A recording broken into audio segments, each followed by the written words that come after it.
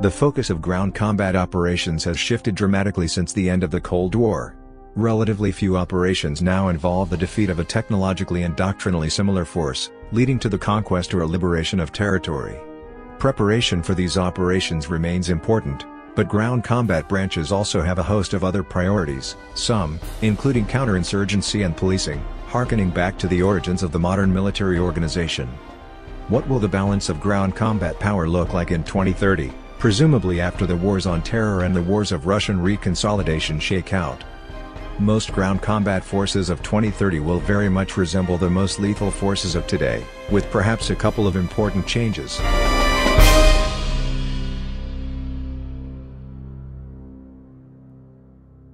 The Indian Army is poised to stand alongside the world's most elite ground combat forces.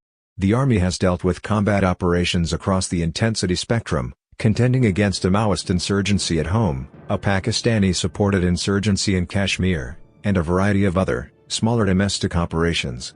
At the same time, the Indian Army remains well prepared for high-intensity combat against Pakistan, having long accepted the need for realistic combat training.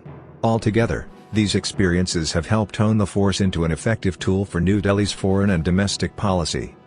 While Indian Army equipment has lagged behind competitors in important ways, India now has access to nearly the entire universe of military technology. Russia, Europe, Israel, and the United States all sell their wares to India, complementing a growing domestic military-industrial complex. Despite the need to compete with the air and naval services, the Indian Army should have greater access to advanced technology in the future than it has in the past, making it an ever more formidable force.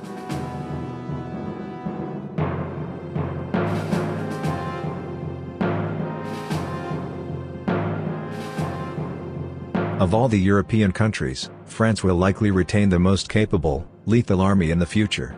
France remains committed to the idea of playing a major role in world politics, and clearly believes in the necessity of effective ground forces to fulfill that role.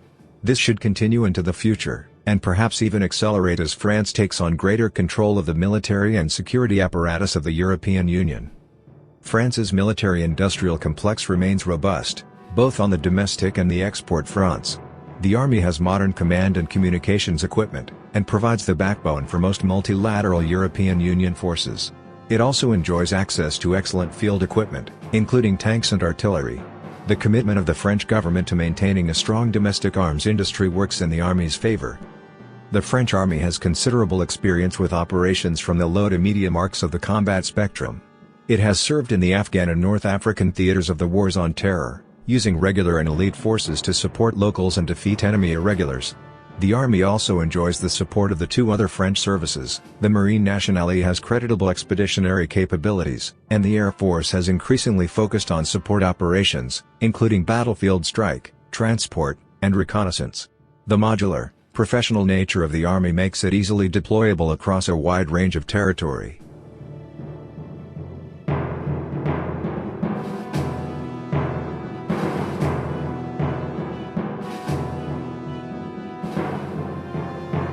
The Russian Army went through a wrenching transformation at the end of the Cold War, losing much of its access to resources, to political clout, and to manpower.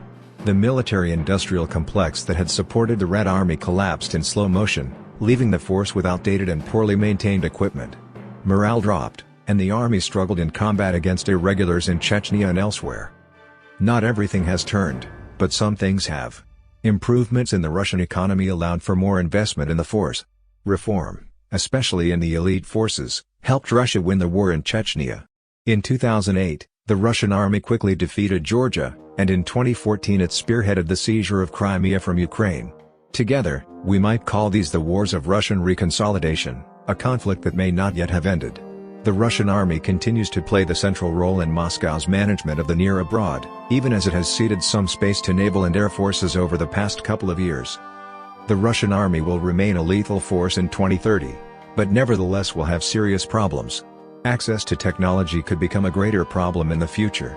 The death throes of the Soviet military-industrial complex have finally played out, leaving a system of innovation and production that has struggled on both sides of the coin. Manpower may also prove problematic, as the Army seems stuck between the old conscription model, supported by a dwindling population, and the volunteer system that makes elite forces so special. Still, Russia's neighbors will continue to fear the size and prowess of the Russian army, especially in so-called hybrid operations, for a long time.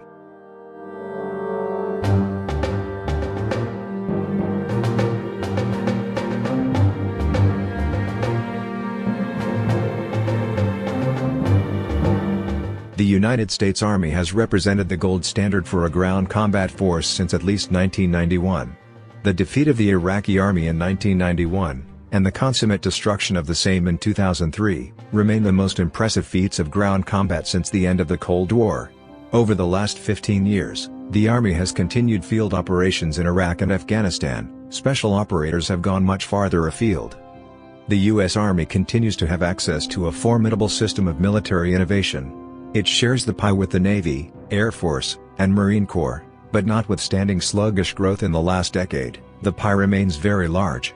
While some of the equipment used by the U.S. Army still dates to the Cold War, almost all such material has undergone a series of upgrades to bring it up to the standards of modern, networked warfare. The Army has the world's largest array of reconnaissance drones, connecting forward observation with lethal, accurate fires. Moreover, the Army has 15 years of combat experience in the Wars on Terror, the longest period of consistent combat operations since at least the Indian Wars. To be sure, this experience holds dangers, not least of organizational exhaustion. This is particularly concerning given the apparently endless nature of the wars in Iraq and Afghanistan.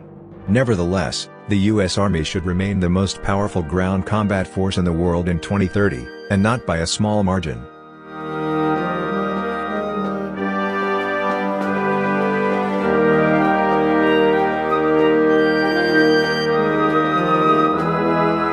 Since at least the early 1990s, the People's Liberation Army has engaged in a thoroughgoing reform of its ground forces.